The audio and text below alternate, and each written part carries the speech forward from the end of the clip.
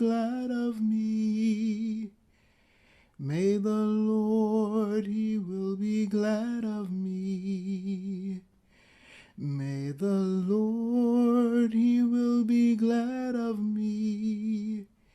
In the heaven he'll rejoice. In the heaven once, in the heaven twice, in the heaven he'll rejoice. In the heaven once, in the heaven twice, in the heaven he'll rejoice. Welcome to Clinton Church Restoration's online community read of The Souls of Black Folk by W.E.B. Du Bois. The mission of Clinton Church Restoration is to create an African American heritage site and cultural center at the historic Clinton AME Zion Church in Great Barrington, Massachusetts, where W.E.B. Du Bois was born and raised. As a cultural hub inspired by Du Bois's work as a seminal writer, scholar, and activist, this new center will use interpretive exhibits and contemporary programming to explore his complex life and legacy, celebrate the work of this Freedom Church, and share hidden and untold stories of African American life in rural New England. Our 14-week community read of The Souls of Black Folk will be moderated by Dr. Francis Jones Sneed, historian, board member, and chair of our Scholars Council.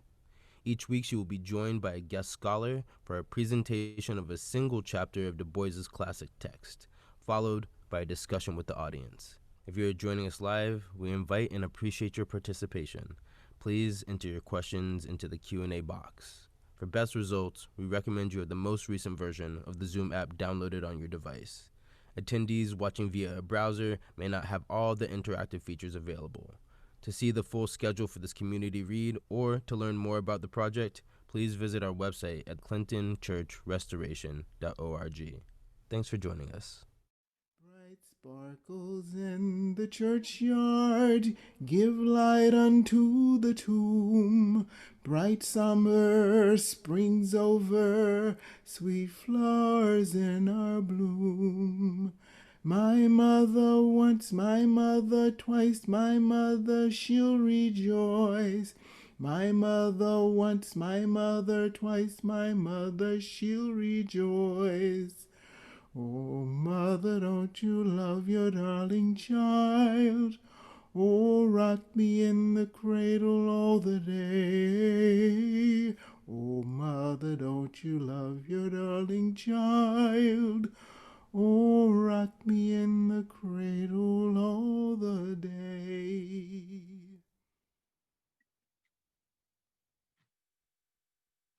Good evening, and welcome to our 7th session of the community read of The Souls of Black Folks by W.E.B. Du Bois. We are very privileged to have this evening Dr. Gretchen Long from Williams College. Dr. Long is a professor of history, and she also has research interest in African American history, American women's history, American medical history, African American literature, and emancipation. She is the author of Doctoring Freedom, The Politics of African American Medical Care in Slavery and Emancipation. Welcome, Dr. Long.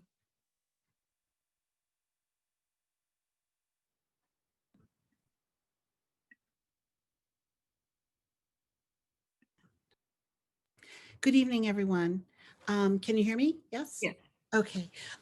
So I just want to say how happy I am to be here. I've been an avid watcher. I was saying to Professor Jones Sneed before the session, and I'm really privileged to join in with some thoughts on the 7th chapter. And I will say that my colleague Horace Ballard, who was with us last week, he'll be a tough act to follow. And I'm actually not that excited about warming up for Kiese Laymon either, who I'm a huge fan of. So I'll just be the middle act here.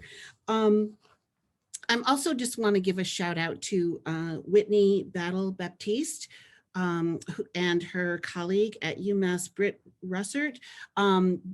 Whitney was a presenter a few weeks ago, and I'm going to be drawing from the book that those two edited here. came out in 2018, and it's called W.E.B. Du Bois's Data Portraits, Visualizing Black America. And I'll talk more about that, but that book is very timely for me to get my hands on it, actually shortly after Francis asked me to join in with this this wonderful read. I'm a scholar of African American history. I'm not a Du Bois specialist, and it's been actually really fun to do such a dive on Du Bois over these last weeks as I thought about what to share with you tonight. So I thought I'd talk a little bit, if there are people out there who aren't real familiar, or this is maybe their first time through this book, or maybe they haven't read it in a long time. My first impressions when reading this chapter are really like the lyricism of the language. I think it's really beautiful to read. And I just want to do a couple quotes here that I found meaningful. Here's one. A resistless feeling of depression falls slowly upon us.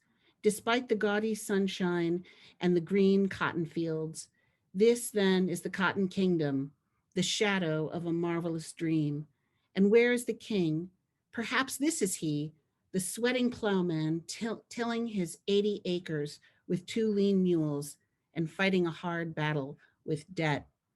Now, in that passage, I think Du Bois's tone, I find it really, it has a sort of intimate feel. When I read this, I feel like Du Bois is just talking to me in that moment and only in that moment. And he deploys that again, actually, in the very first paragraph of the essay, when he's sort of arriving in Georgia.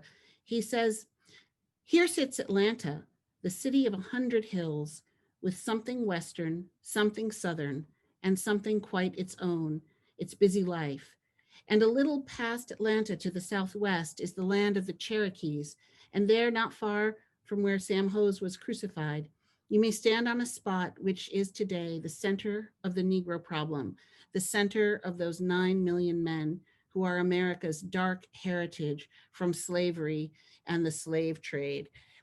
In that first paragraph, he really evokes so much violence and bloodshed that Georgia was the center of, calling it as original land of the Cherokees and making us remember the eviction, which actually was pretty recent when he wrote that, of Cherokees. I mean, that was in his lifetime.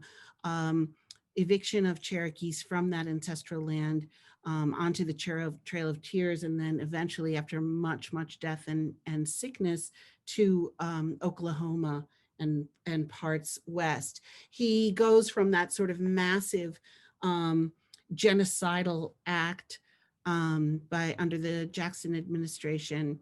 Actually, I'm sorry, that was not in Du Bois's lifetime, but it was much more recent for Du Bois than it was for us, to Sam Hose, who was a victim of a gruesome lynching that affected Du Bois quite profoundly. That also happened in Georgia. And then finally, he says, the center of those 9 million men who are America's dark heritage, really recalling the African slave trade, the Middle Passage, and the generations of Black people who had come to Georgia, lived and died and passed on their culture, sort of landing us here at the brink of the 20th century when he's writing. As he goes on through this short chapter, we meet people, we meet farmers who can't pay the rack rent. He calls rack rent, that means an impossibly high rent. Children who can't go to school with regularity, and wonderful passages about the environmental impact of heavy cotton cultivation and worn out soil. Really, sort of, he's quite a sort of, he's prescient about writing environmental history and talking about the effect of one crop agriculture on a landscape.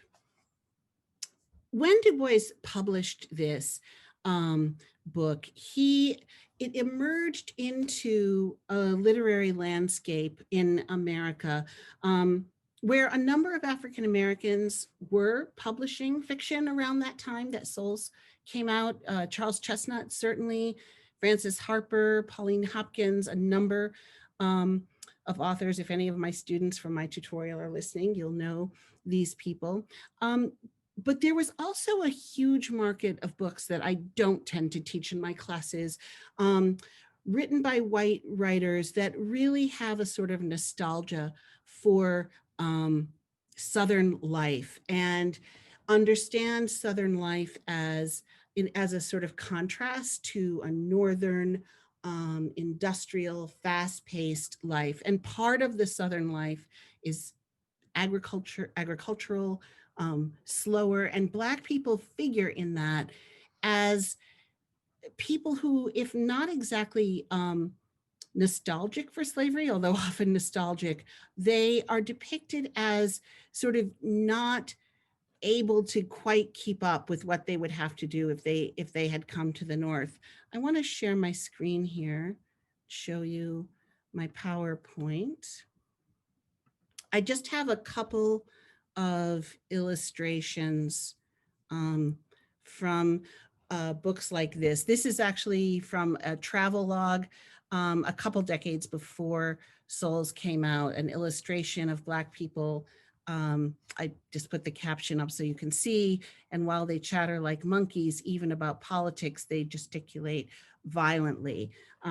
This came out actually, this book, not long after Reconstruction, when Black men were able to actually gain some purchase on politics in the South.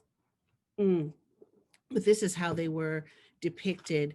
And that's a very typical illustration of a lazy Negro. It says recumbent in a cart, someone who is half asleep. I mean, even in the previous slide, some of these guys seem actually asleep or lying down, not able to stay awake, and certainly not working. So this is part of the literary landscape. Let's get away from that picture. That Du Bois enters into with his Souls. And many of the topics that he talks about in the chapter, school attendance, debt, value of land, he had actually studied and documented these. He wasn't just traveling around writing down whatever came to his mind. He'd done hard empirical research about these topics through the last decade of the 19th century with a team of students and alumni from Atlanta University. And in 1900, sort of just before this, he was invited by the editor of a Black newspaper, The Colored American, to chip in with the exhibit in Paris at the international exhibition, where the American Negro was to have one part of the American sort of pavilion.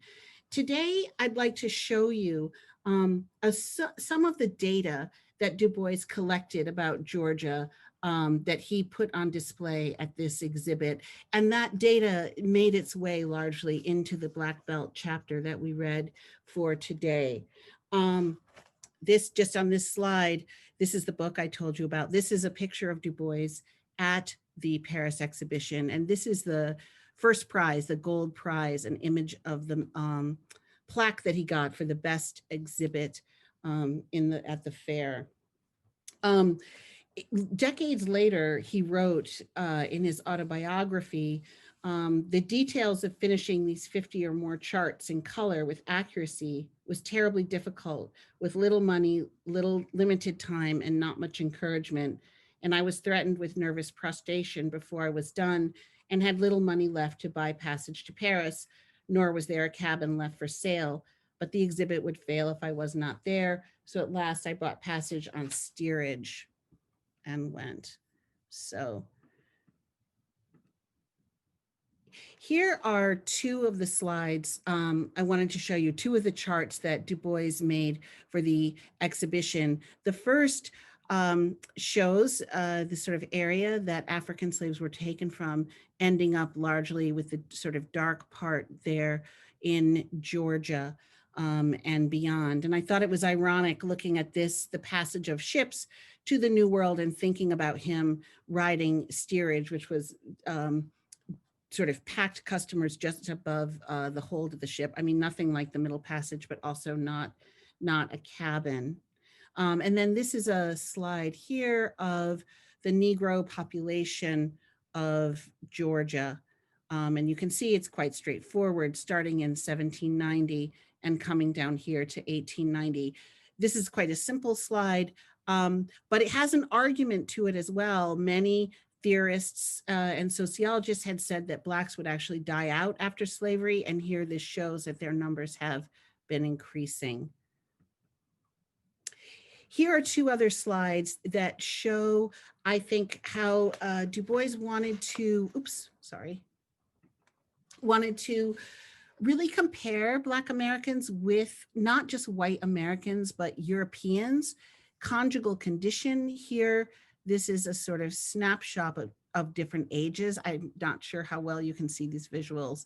The red is how many people are single.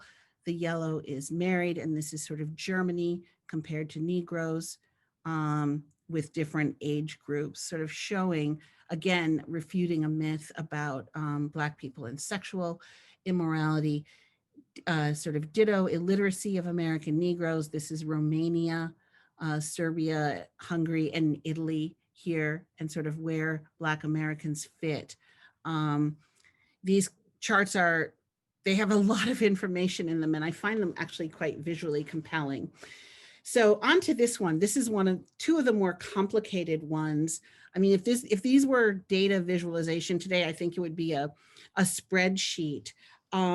This one here, assessed valuation of all taxable property owned by Georgia Negroes. These arrows point down toward this black circle here. This is taxable property in 1875, and that's $5,393,000. The red out here is 1895, and this number up here is like 34 million. I can read it better in my book, but sort of showing how, and these are sort of in between numbers, how much property Black people have amassed in the short time since emancipation. This is another just kind of mind-bending graph comparing property, numbers of property owners, which are these on the horizontal axis in Atlanta versus Georgia, and the amount of that their property was worth.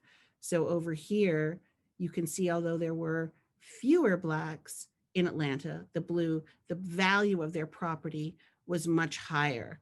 And you can just imagine the amount of kind of data it would take to get those figures, and then also how to display them in a way that made sense. Again, this is another rather complicated chart. This is, sorry, I have to keep, assessed value of household and kitchen furniture owned by Georgia Negroes. Each of these colors is a year. So how much household chattel Blacks had in 1875, which is the pink, versus 1899, which is the red. You can see how much further it goes along. The yellow is 1880. Just a really sort of creative way of explaining data. I thought that reminded me, this chart, of the last lines of the chapter that we read, where he says, "Then the sheriff came and took my mule and corn and furniture." Furniture, I asked, but furniture is exempt from seizure by law. Well, he took it just the same, said the hard-faced man. So in the chapter, Du Bois gives us one story of a man and his furniture. Here in this sort of spirograph type thing, he gives us a picture of all the household furniture of all Black people in Georgia for the last 25 years of emancipation. Back from those rather complicated graphs, this is Black teachers in Georgia, Negro teachers in Georgia public schools, very simple and you can sort of see the growing size of these balloons getting darker as they go. These were done with watercolor, I should say, and pencil, these drawings. This one I just put in because I love the colors. This has to do with Black print culture and the numbers of Black publications available for Black people to read. But I love the blue, very modern color.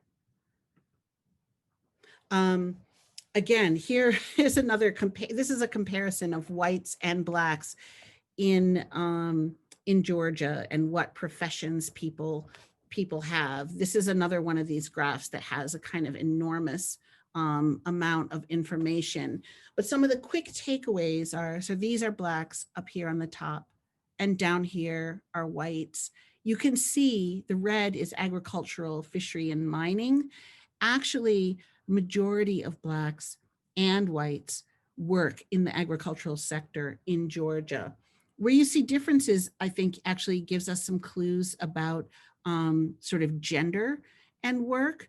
The yellow is domestic and personal service. For Blacks, you see that that yellow slice, that's probably Black women working primarily, 28%, much smaller slice here for white people engaged in those occupations. And then I put the Negro teachers, which we've seen before, next to it, because they would have fit in the professions, this pale brown section here. This is the white professions. And then this little sliver is Black professionals. And all of these teachers down here by 1890 would be in that sliver, along with doctors, lawyers, etc. And this one, I just think this one is so witty. Value of land owned by Georgia Negroes. This one, I love these sacks because not only are they different shades of brown, perhaps like the skin tones of Black people, but they really look like sacks of money, of currency. And then compared to some of the other data we've seen, they're very simple, but also I think quite lovely. I have more charts, but I could do this all day. If you're interested in seeing those charts, you can buy this wonderful book, and you can go to the Library of Congress, where all of these are digitized and downloadable. That's how I got them onto the PowerPoint. If you search for Paris exhibition, Du Bois in prints and photographs, they will come right up. And there are many of them. And I really found them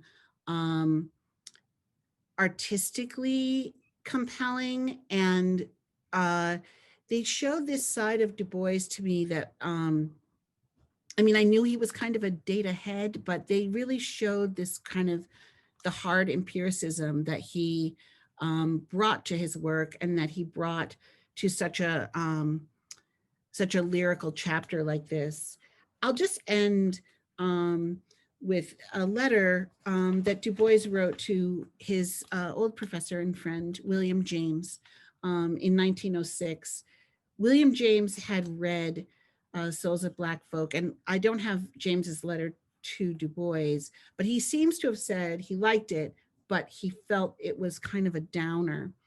And Du Bois wrote back, "It was very kind of you to read my book and write me so appreciative a letter. You must not think I'm personally wedded to the minor key business. On the contrary, I am tuned to a most aggressive and unquenchable hopefulness. I wanted in this case simply to reveal fully the other side to the world." And I thought that was really interesting because in these charts and even in this chapter, we see both a major and a minor key interpretation of Black history and of Blacks in Georgia at the turn of the century. Thank you.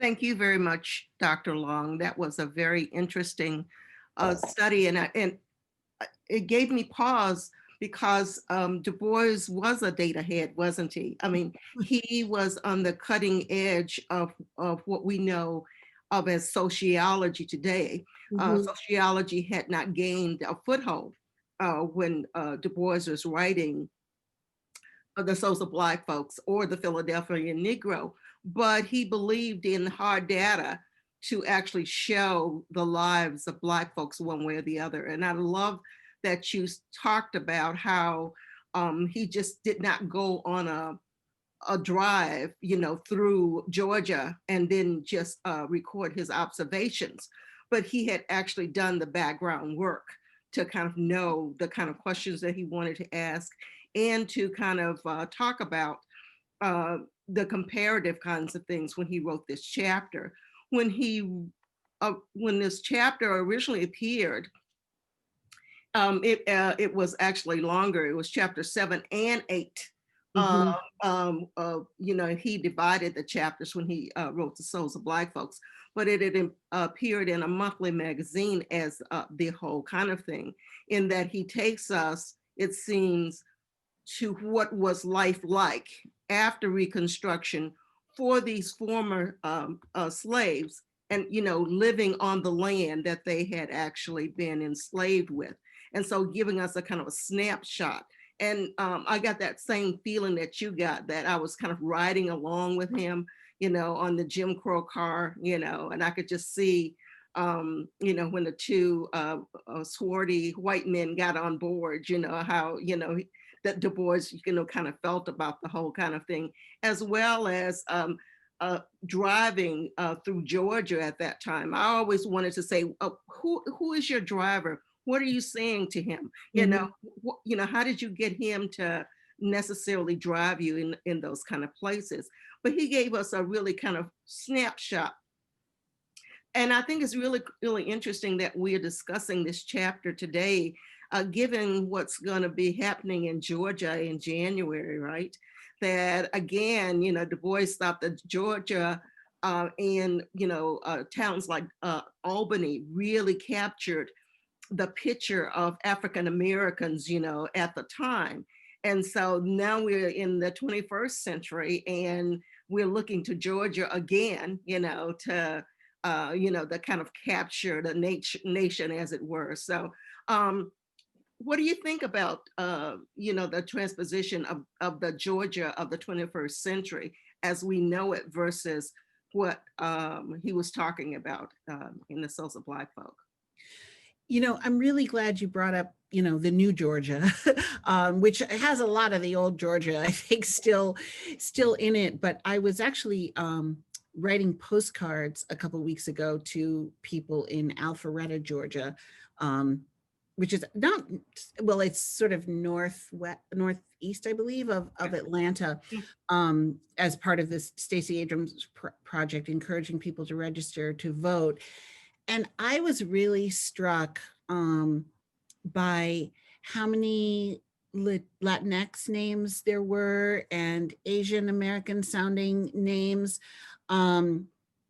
Really, and I was thinking about that with this chapter and how it might be, I would like to see some more charts of like these of the last 25 years, using some of that same data.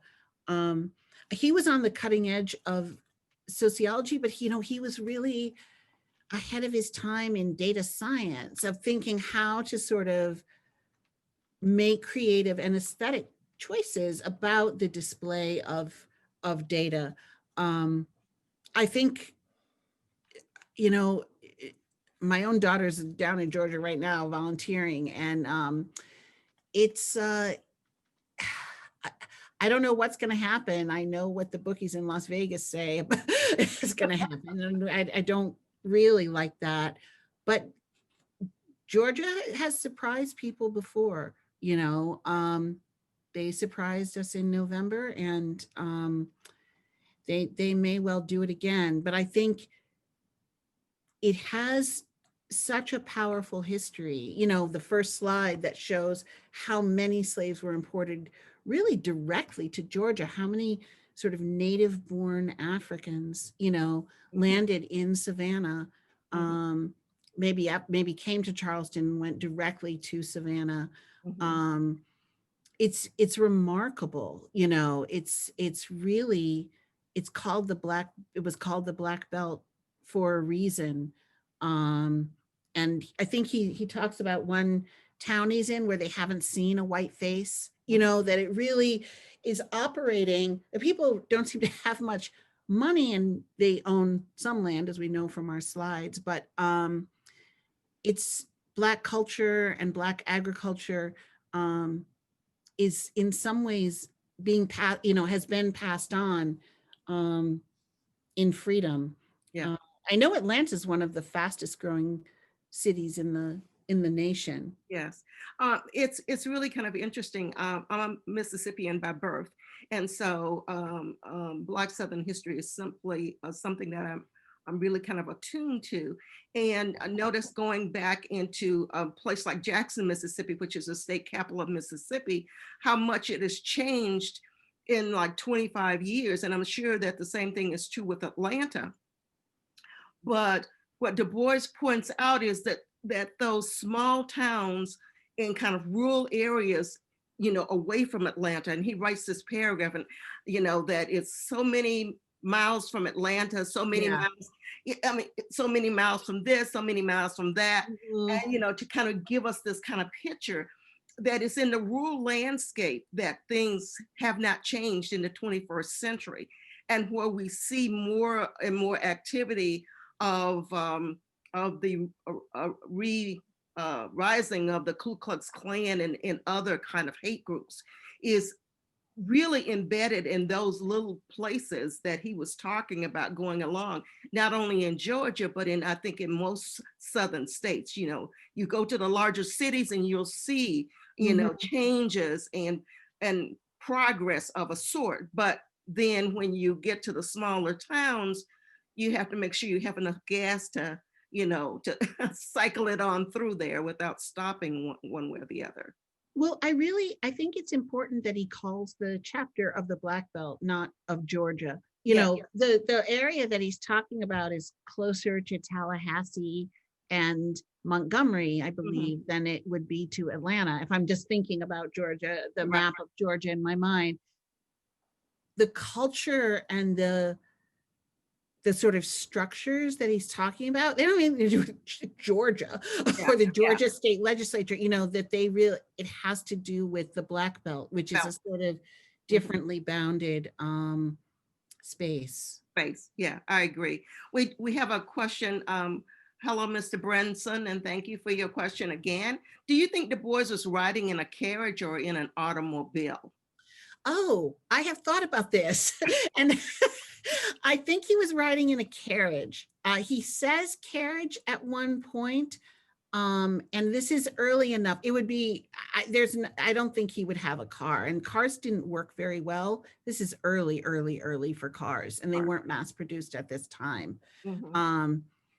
If he's not riding in a carriage, he's giving a really good impression of it, of this kind of slow, you know, in fact, he said plodding.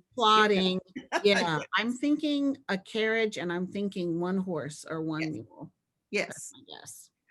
Susan Anto said, what did Du Bois mean when he said, quote, the Jew is the heir of the slave baron, unquote? I was really hoping someone would ask about his use of Jew in this chapter. And I thought about actually just making my presentation about that, because the later editions, he changed that to immigrant. And this is after a back and forth with a Jewish historian, Herbert Apotheker, who asked the same question that you are asking. And Du Bois said, and this was, I think, in the early 50s, and when I think the 1953 edition of this was coming out, he said, I did not pay attention to my history. I was trafficking in a kind of stereotype about Jewish people and money and slave trading. And, you know, by that time the world had seen Mhm. the consequences of that kind of thinking, and he walked it back and took mentions of Jews out of that edition. But I am glad we're reading this one, Mhm. and kind of understanding um, the easy way in which anti-Semitism was in the writing of this time. A bit like that. That's part of the literary landscape too, right? Mhm. That I talked about in the early slides with the kind of local color Yeah. literature. Mhm. Yeah. He's he thought about working Souls after it was published, and especially given to, with his talking about Jews throughout the chapter. And the only changes that he finally decided to make is to go back and say immigrant rather than Jew. But the truth of the matter is, the way he said it is that when the white landowners or the former slaveholders had actually given up the land, and the land was depleted, it was kind of wide open for speculation.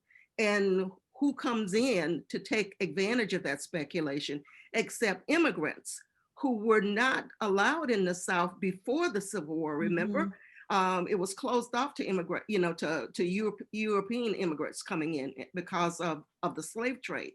So this is their first time that they have a window during Reconstruction, that they have a window to go in to gain from the land one way or the other. And so um, I think that he was being true about the Russian Jews coming in because they were some of the ones who had enough money in order to go and buy the land one way or the other. And so all of that land was open for speculation.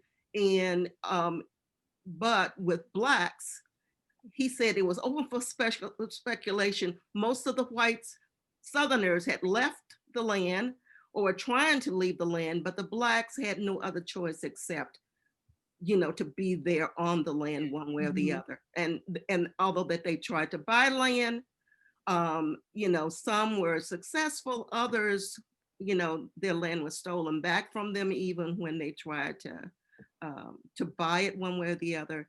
He talks about the illiteracy and what the illiteracy rate of Blacks and how that played on it one way or another. But based on whether they had the education, whether they had the economic resources, the social resources, it was just the atmosphere of the South at that point in time that whites were not going to allow Blacks uh, Mhm. to And succeed anyway. Yeah. a lot of German immigrants Yes. came as well, not Jews, but and they had always been, like, New Orleans had a pretty large German population, I believe, or German immigrant, and a sort of a largish Jewish population. But I think it is after during Reconstruction that you start to see, well, immigrants and Jews Mm-hmm. in the countryside more. Mm-hmm. I agree. Um, what was it that Mr. James was looking for when he described the souls of Black folks as a downer, do you think? Well, downer's my word, not Williams James's word. um, you know, I wish I had that letter. You know, I only have the response Mm-hmm. that's in my edition. I wonder if he was looking for, I mean, some version of happier, more pastoral Black people. I don't know, but he, I'm sure he wouldn't say it that way, and he probably had a more nuanced expectation. Um, or maybe he thought that Du Bois had some kind of duty to write a different sort of book. I mean, I have no idea. They were intellectual compatriots, so I imagine they critiqued each other's work um, Mm-hmm. Yeah. vigorously. Um, but I really like Du Bois's answer that it's it's not negative, it's not positive, it is what it is. And And I have the numbers to back it up. And I really like that his numbers are not all negative. Yeah. You know, a lot of the predictions about what was going to happen to Black people, and a lot of what the Democratic Party wanted to happen to Black people actually was not happening. I mean, it's easy to say, oh, you know, it's terrible and there's death and there's lynching and all of that is true, but you know, literacy is going up, land ownership is going up, not nearly to the point of equality or the fulfillment of the 14th Amendment, but it is not what it was in 1840. Yes. And even though that was just a sliver of Black people in the professional ranks, Mm-hmm. we did have Blacks going into that professional rank, you know, so even against all odds. And so it would be very interesting to look at that sliver and then look at 25 years from that exactly what was the increase in the Black professional kinds of things. And I know that you deal with the medical field and, you know, the impact of medicine on African Americans. And so what was it like in the South, do you think? You know, Du Bois is going to talk about it later in a later chapter when it concerns his son. You know, he's right there in Atlanta. And so how many Black doctors did we have in the South during the period that he was writing, do you think? One thing I actually, on the sort of medical front, I was going to mention is he goes to the Paris exhibition in 1900, and his son had died in 1899. Right. And his daughter was born in 1900, as far as I can make out, while he was gone. Mm-hmm. And she was born in Great Barrington, which I also learned. Yes. So his own personal sort of medical constellation of medicine around his family, his children, his wife, at the time he was displaying these charts, was in utter uncertainty and chaos. He buried one child, another child was about to be born. Really precarious situation for him. And I, you know, I don't know a whole lot, but I was thinking about that as I read about him being in Paris and sort of leaving a very pregnant wife behind, as well as grieving mother. Mother. Yes, both of his children were born in Great Barrington. You know, he felt that was the place that he wanted to send his wife because he felt that that's where she could receive the best care, right? So, so it's very kind of interesting that that he sends her back to Massachusetts, you know, for to a part of his Black family to take care of him. I do wonder what she thought about that.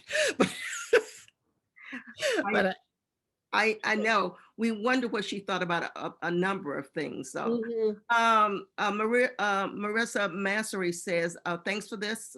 In this chapter, Du Bois speaks to prison as being a new form of slavery. He writes, and here too is the high whitewashed fence of the stockade, as the county prison is called. The white folks say it is ever full of Black criminals. The Black folks say that only colored boys are sent to jail, and they not because they are guilty, but because the state needs criminals to eke out its income by their forced labor, unquote. It feels like Du Bois was able to recognize this issue so early on. Can you speak about this dynamic? So at the time that Du Bois is writing, you know, the South, they're trying to build the new South. You know, I spoke a little bit about the environmental consequences of kind of monocrop agriculture. So they couldn't just grow cotton. I mean, they were going to do that plenty, but they wanted, you know, maybe we can do turpentine, maybe we can do some kind of industry. And in order to do that labor, in order to set up the infrastructure for that, they needed cheap labor. And this is, I think, one of the most disturbing parts of American history is the convict labor system in the South, where young men, some women, but men would be arrested for, I cannot even describe the pettiness of the crimes and the sort of imaginary nature of the crimes. And this isn't the story that people more know about lynching, about executions of people. This would be shoplifting, loitering, drunkenness, domestic disturbance, crimes that certainly this was a very patriarchal society, and for white men these were not really crimes, and even for enslaved people things like that would not necessarily be punishable. Mhm. But in this time, in the late 19th and early 20th century, Black men were arrested by the thousands in this area and sent, sort of rented out basically as prisoners to serve out their term, doing the most horrible, hard labor under horrible, hard conditions. And the mortality rates for those convict laborers are higher often than we see in slavery. The punishments remarkably similar: whipping, starvation. Some were actually even used for medical experiments. So it's a gruesome, gruesome topic. There's a wonderful book called Worse Than Slavery by Oshinsky that I can recommend, that tells the story of Parchment Farm in Mississippi, which Mhm. is still in operation. Yes, yeah, Um, they, yes. and charts the sort of path from convict labor to an established prison Mhm. system. Du Bois is quite restrained about it, I thought, in this chapter. He doesn't really get into it because maybe that would be a whole nother book. And he doesn't get into incarceration in these charts either that I've seen. Mhm, mhm. And he could have, and Yeah. that would have been a real downer for Mr. James if he had included those kinds of things. But um, he talked about the convict labor system, but also the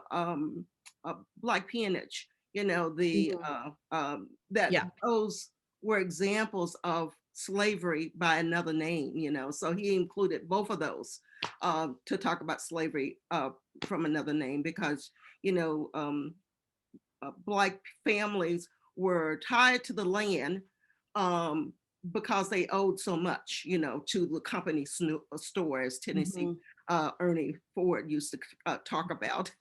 But and Du Bois talks about these little stores being along the way and kind of attached to the land, so that um, the people could come and buy stuff from the store, which were usually, you know, 5 or 10 times more than if they could have gone into the town itself. And Mhm. then, you know, and then they would just rack it up. And so at the end of the season, they would owe more than they got. And so, you know, the cycle would begin again.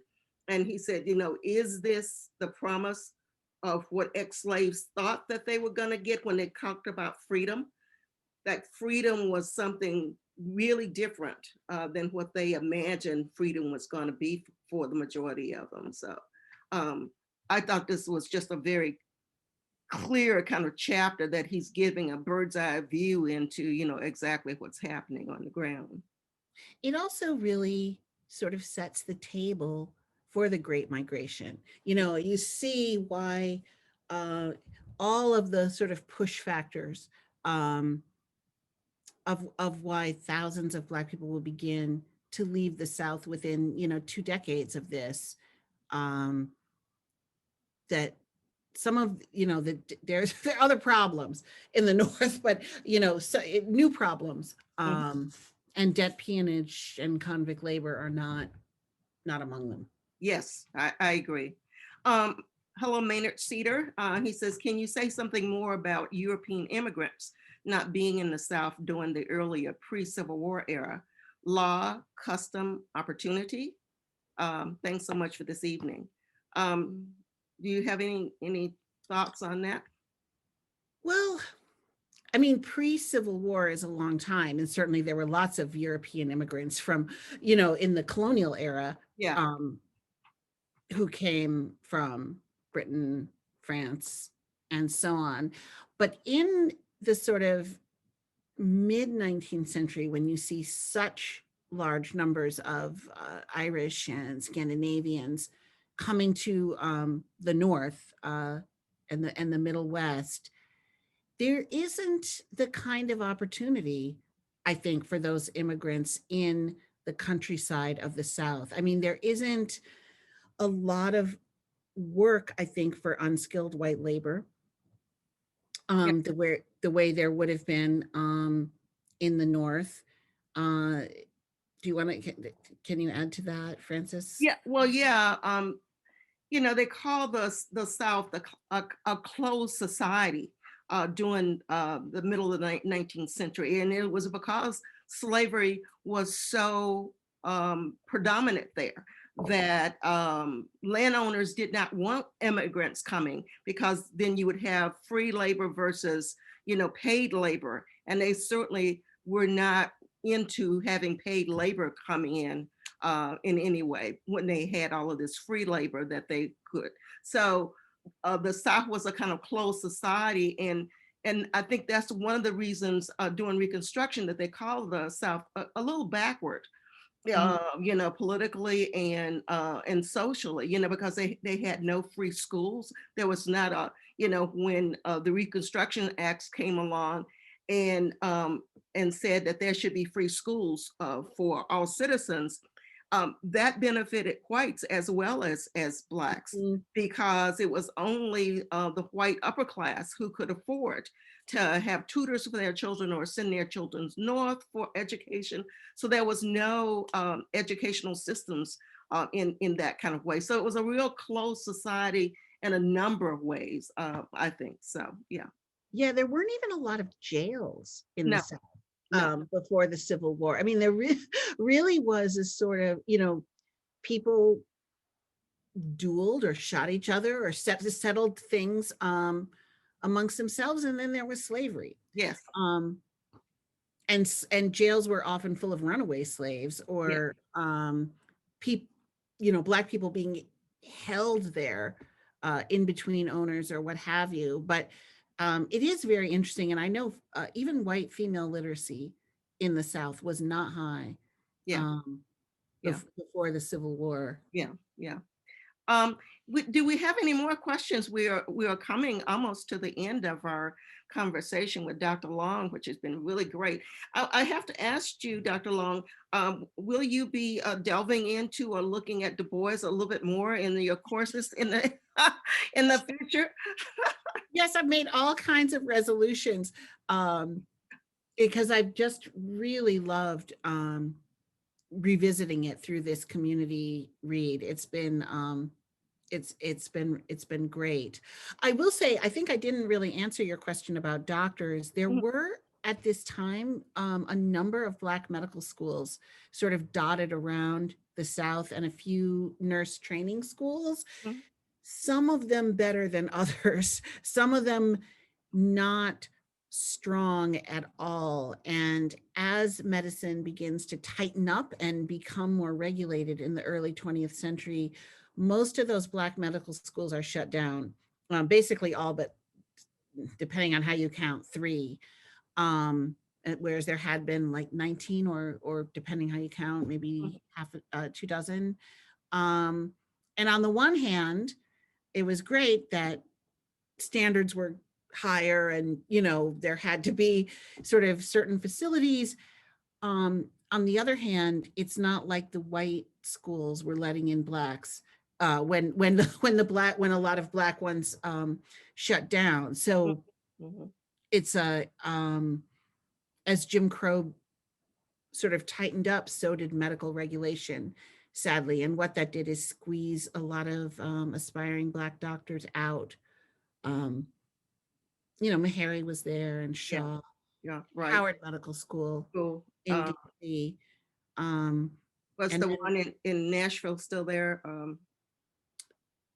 Meharry, Meharry, yes. yeah, Yes. Yeah. Meharry. Meharry. But there were little ones all over in Alabama and South Carolina, and often they just had maybe 10 students, 15 students, 20 students, and it was unclear how much you had to have how much background you had to have to get into those Black medical schools. Of course, that was true for white medical schools too. Mhm. Um, Because it was more about kind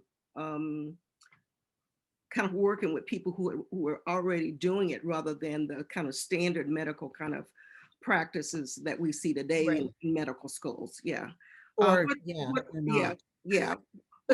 What about midwifery? Well, midwifery actually remained pretty in Black communities, a much more traditional and woman-centered profession. There were some nurses would get midwifery training, but there were not nearly as many trained Black nurses. Um, Black women were nurses, and that could mean everything from sort of babysitter um, to medical attendant to Mhm. midwife. And that very much, I think, sort of replicates the role of Black women's labor in enslavement. And enslavement. Yeah. We have another question from Marissa Massery. I noticed that Du Bois mentions both the bloodshed of the indigenous peoples as well as the former slaves. He seems to speak to the sacredness of the land and the tremendous loss and pain it endured. He writes, quote, with such foundation, a kingdom must in time sway and fall, unquote. I can't help but think that in a modern day, we are currently doing the swaying. Would you be willing to comment on that?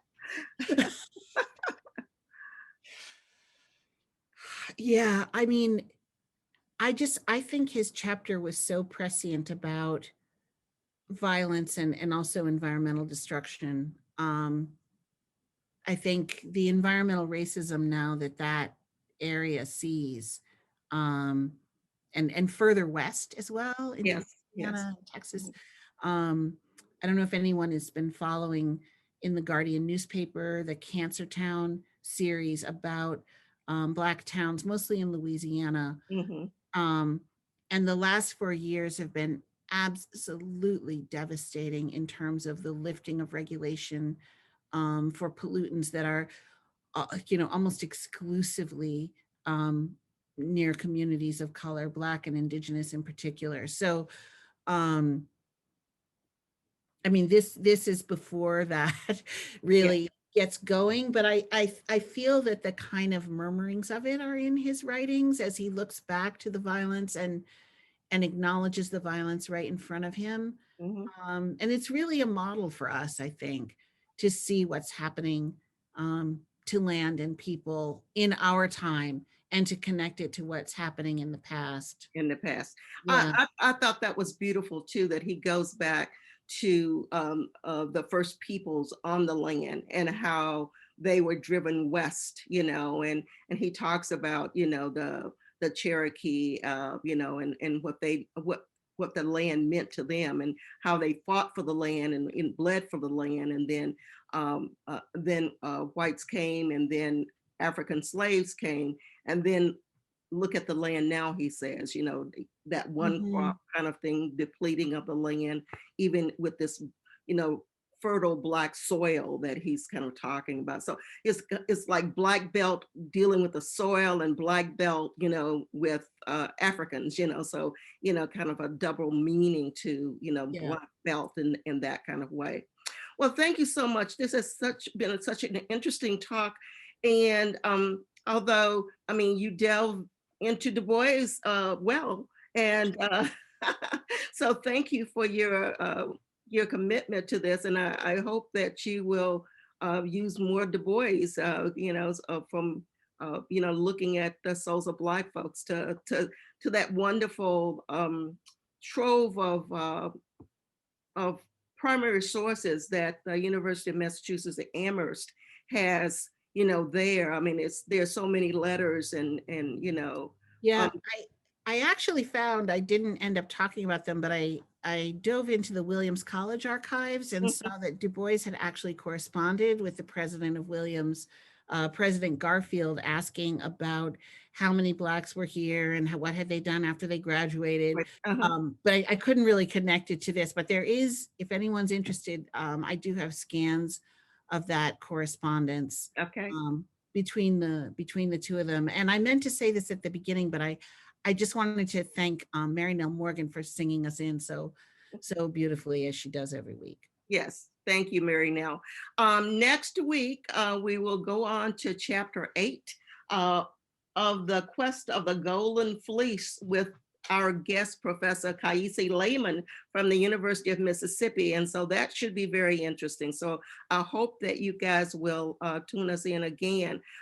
Please stay with us and enjoy the film from Clinton Church Restoration, talking about our mission. And we cannot forget what the mission that we are trying to do is create an African American Culture Center here in Great Barrington. So I hope that you will have a couple of dollars, please give it to us. And so, but here comes our president, Ray Gunn, to talk about that.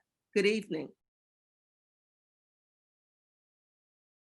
Lift every voice and sing till earth and heaven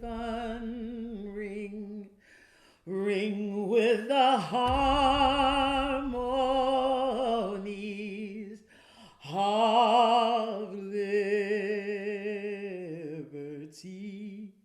Let our rejoicing rise high as the listening skies. Let it resound loud as the rolling sea. Hello, I'm Ray Gunn, chairman of the Clinton Church Restoration Project. We are creating a nonprofit center for African American history and culture at the historic Clinton AME Zion Church in Great Barrington, which I attended for over 70 years. The Berkshires are rich with Black history that is little known and sometimes misunderstood.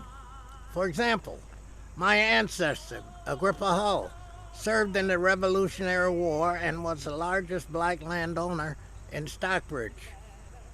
Once completed, our center will tell his story and those of W.E.B. Du Bois, Reverend Esther Dozier, and many more. Please help by donating to this historic project. We need your support. Thank you. Oh, freedom. Oh, freedom. Oh, freedom over me. And before I'd be a slave, I'll be buried in my grave and go home to my Lord and be free.